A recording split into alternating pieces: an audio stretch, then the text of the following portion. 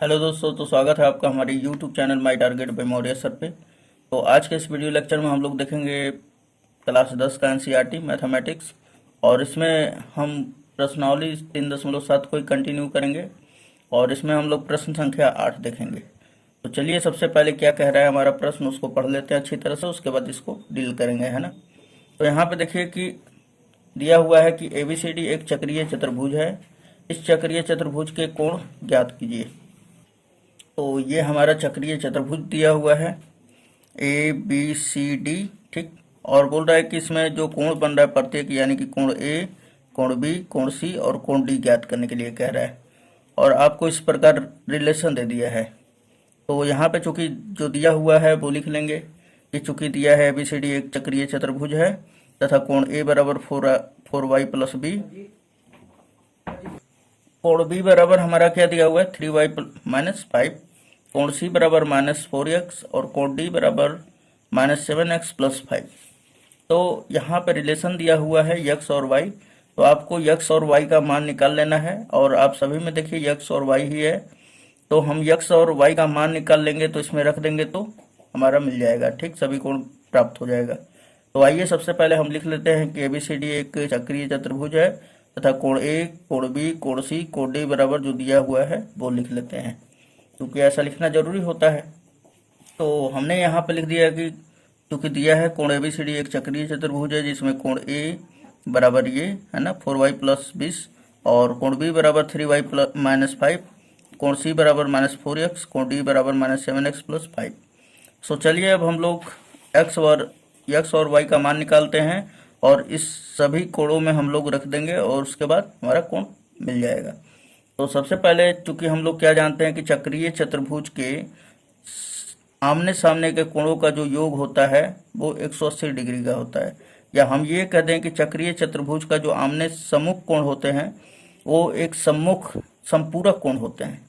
संपूरक कोण समझते हैं ना, दो कोणों का योग जब 180 डिग्री होता है तो उसे हम लोग क्या कहते हैं, संपूरक कोण कहते हैं, ठीक।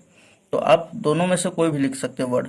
आप ये लिख सकते हैं कि चक्रीय चतुर्भुज के सम्मुख कोणों का योग 180 डिग्री होता है, या आप ये लिख सकते हैं कि चक्रीय चतुर्भुज के सम्मुख कोणों का योग एक संपूरक कोण होता है, आप ये भी लिख सकते हैं। तो चलिए हम यहाँ पे लिख दे रहे हैं कि चूंकि चक्रीय चतुर्भुज के सम्मुख कोणों का योग 180 डिग्री होता है, तो ये हम लिखेंगे यहाँ पर, तो लिख देते हैं। तो यहाँ हमने लिख दिया कि चूंकि चक्रीय चतुर्भुज के सम्मुख कोणों का योग 180 डिग्री होता है। अब उसके बाद जब चक्रीय चतुर्भुज के सम्मुख कोणों का योग, तो सम्मुख कोण कौन कौन से बनेंगे, तो कोण A और कोण C दोनों का योगफल किसके बराबर होगा, तो 180 डिग्री के बराबर। तो चलिए हम इस बात को अब लिख लेते हैं। तो यहाँ पे लिखेंगे कि कोण A प्लस कोण C बराबर 180 डिग्री। अब देखिए कोण A कोण C के ही तो खाली केवल सम्मुख नहीं है, कोण B और कोण D भी है, तो ये दोनों भी सम्मुख है, तो इन दोनों का योग किसके बराबर होगा, 180 डिग्री का। तो यहाँ पे लिखेंगे तथा कोण B प्लस कोण D इज इक्वल टू कितना है 180 डिग्री। इतना आपको पूरा परफेक्टली समझ में आ गया होगा। अब उसके बाद यहाँ पर अब कोण A प्लस कोण C की जगह पर मान रखेंगे।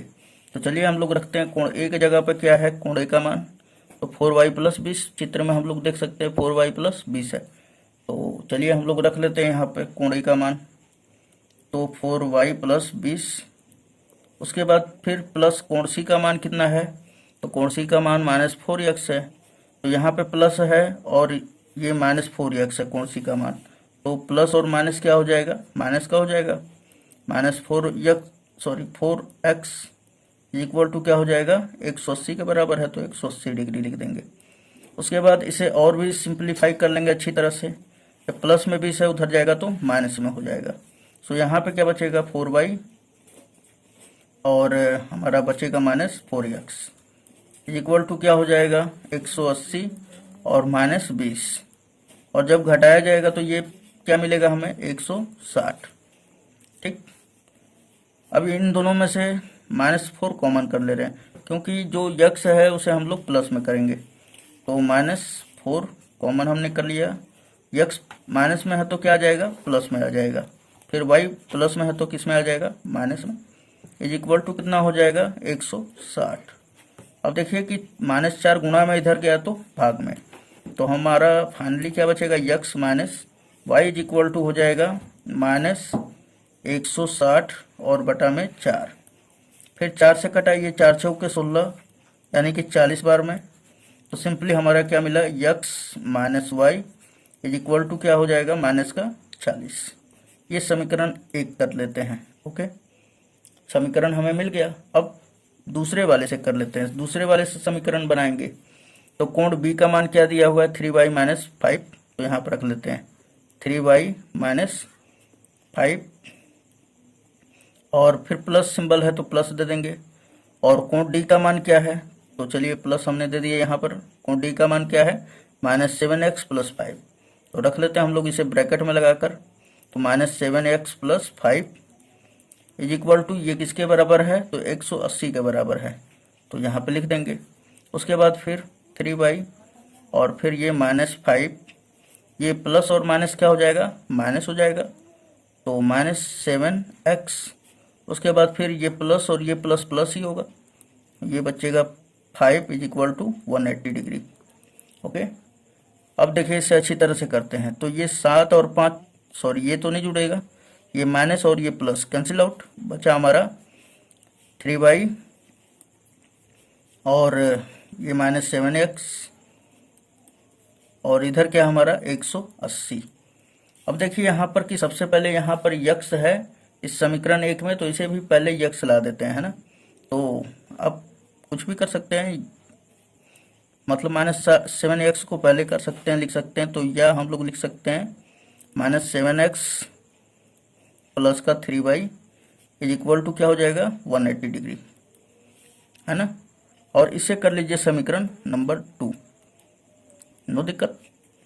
अब उसके बाद अब देखिए, अब हम लोग विलोपन विधि लगाएंगे। क्या लगाएंगे, विलोपन विधि से। तो हम लोग यहाँ पे लिखेंगे विलोपन विधि से।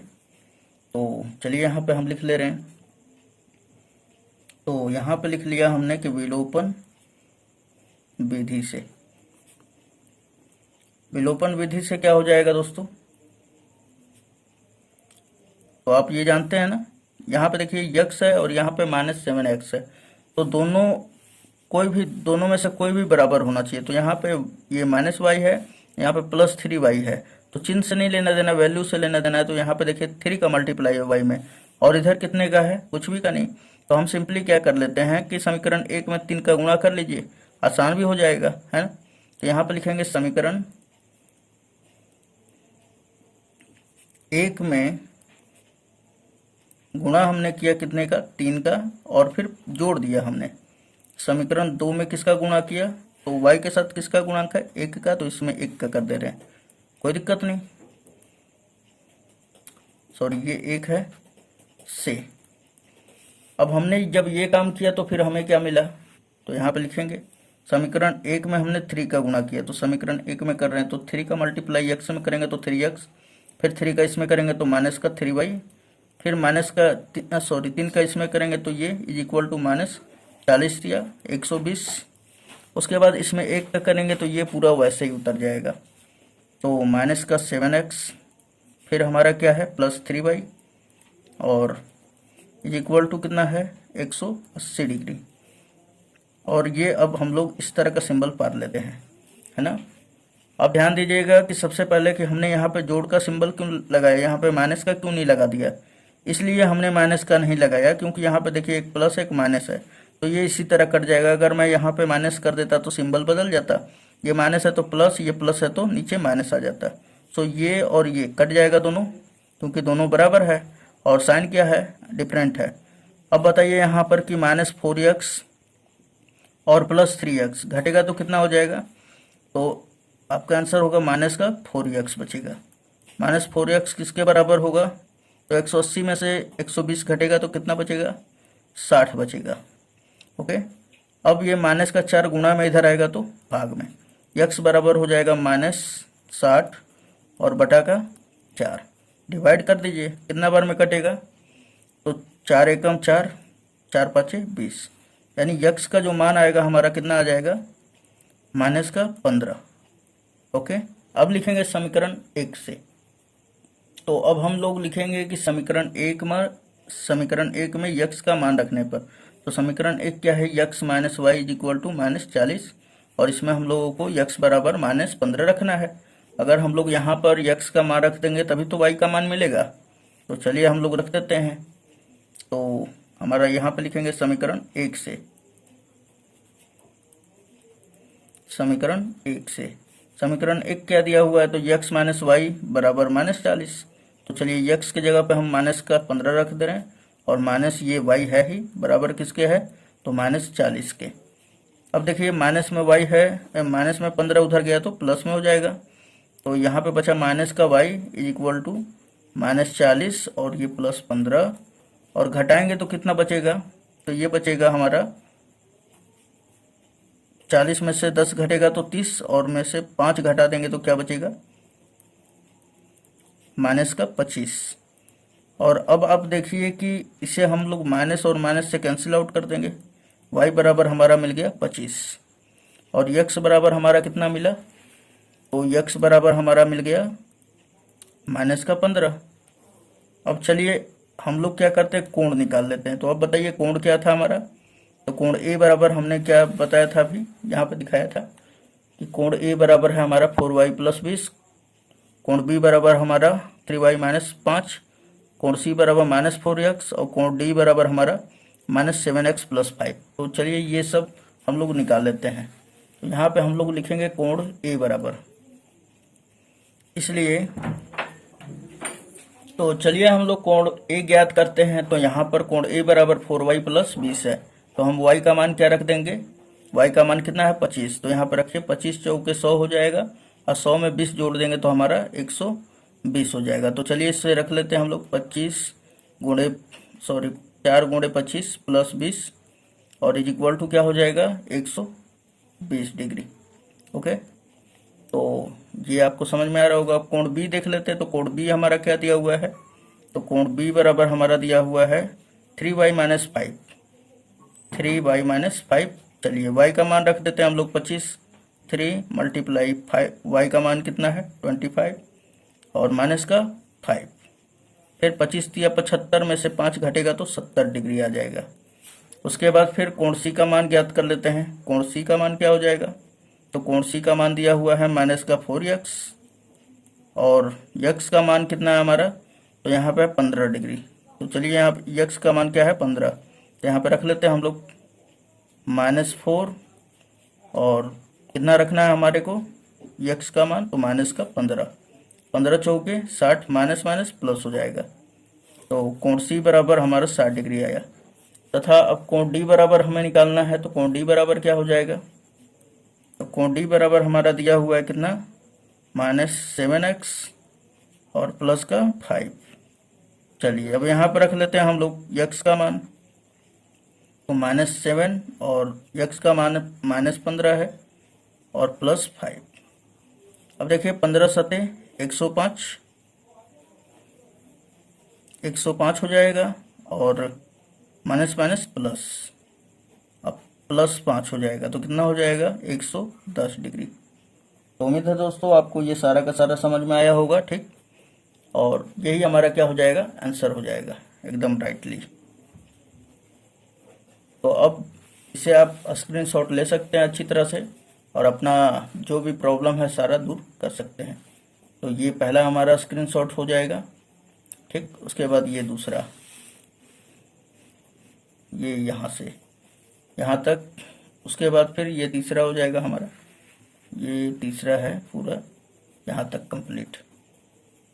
तो अब बताइए हमें कि वीडियो कैसा लगा है, कमेंट बॉक्स में ज़रूर लिखें अपना राय, और वीडियो अच्छा लगा हो तो लाइक ज़रूर करें, चैनल पर नए हैं तो सब्सक्राइब कर लें ताकि आने वाला जो वीडियो हो वो आपसे मिस ना हो जाए। तो चलिए मिलते हैं नेक्स्ट वीडियो में, धन्यवाद।